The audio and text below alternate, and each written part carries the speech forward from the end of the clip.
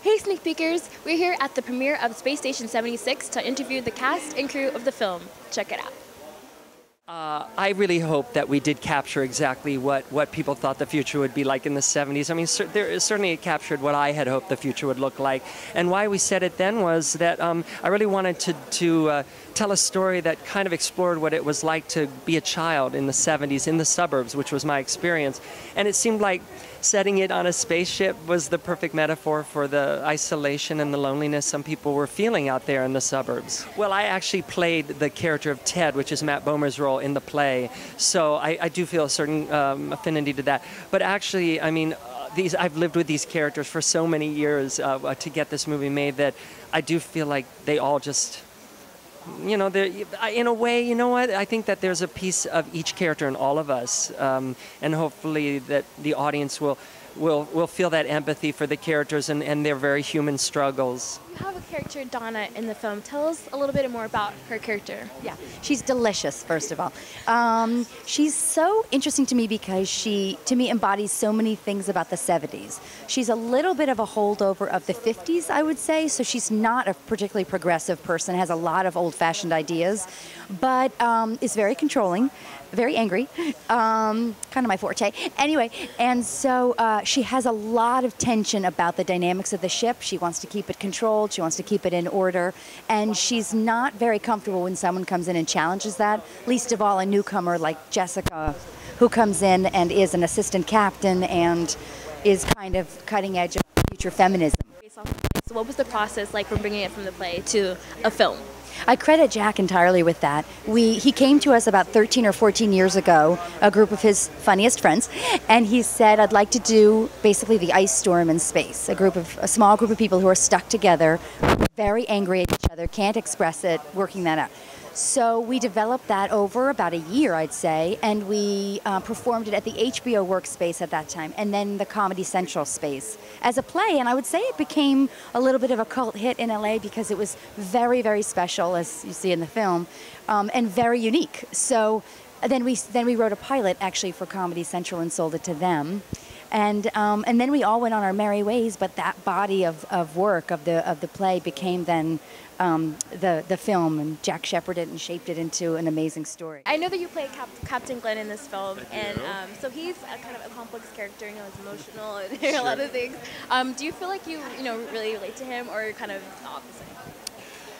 Well, I think we're all complex. I think you just have to figure out what the complexity is, you know. I think that's part of the fun when you find a character that, you know, maybe I don't have the same struggles as Glenn does, you know, but that's when it becomes fun to play, you know, his struggle for his identity, and you know, I sort of I guess you can relate to people sort of finding out who they are, but in the most basic sense. But the good thing about this script is I didn't have to, all the questions that I needed answers for, you know, all the answers really were in the script, you know, and it's a pretty, you know, you see the journey that the guy goes on and all those actory things that only actors like to talk about.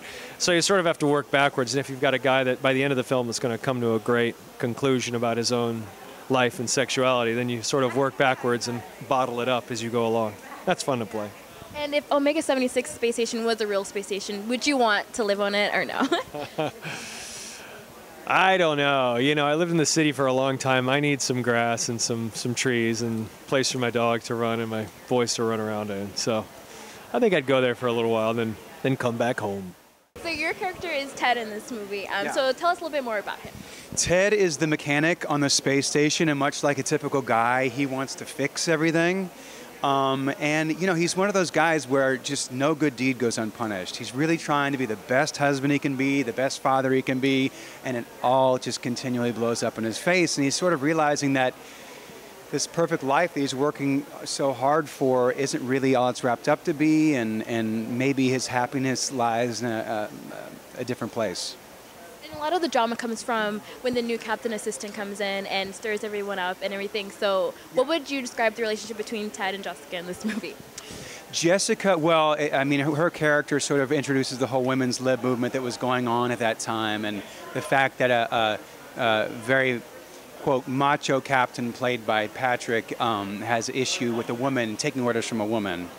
But Ted's relationship to her, my relationship to her, was that she was this woman who is so kind-hearted and actually asks him about himself. And my wife at the time is going through a really dark phase, and she's sort of this ray of sunshine that gives him a sense of hope.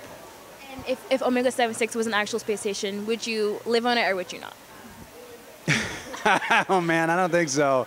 I like being outside. I like the great outdoors, and so I would much prefer to be able to go on a hike and not be stuck and cramped in. Especially with the people on that space station, I wouldn't want to be stuck with them for too long. Well, I think my character is a slightly damaged woman who's popping pills, and I think is already a vulnerable person. But then I think when Liv Tyler's character shows up, I see her as a threat. She develops a connection with my husband, played by Matt Bomer, and she develops a relationship with my daughter. And even though I'm kind of a checked-out wife and mother, I'm threatened that she's trying to sort of swoop in on my territory. And it's, the balance, sort of her arrival throws off everyone's equilibrium, and all of our secrets come out by the end of the movie. And what was one of your favorite parts of filming this movie? Do you recall? Filming it? Well, I like to say Matt and I had barely met, and we shot our first scene together, and it was a scene where I'm lying in bed next to him while he masturbates with a robot hand. I think that pretty much sums up my experience on the movie. You're like, okay, we're here, and let's get this party started. Well, it's a pretty phenomenal character on the page. When you read the script, it's like, really? I get to do all this? I mean, because she's crazy and a horrible person, but then she seems lovely, and then she's vulnerable, but then she's like Machiavellian and manipulative and terrible and pill popping. So I think most actresses would read it and be like, yeah, I'll do this. Are you kidding me? It's an amazing opportunity.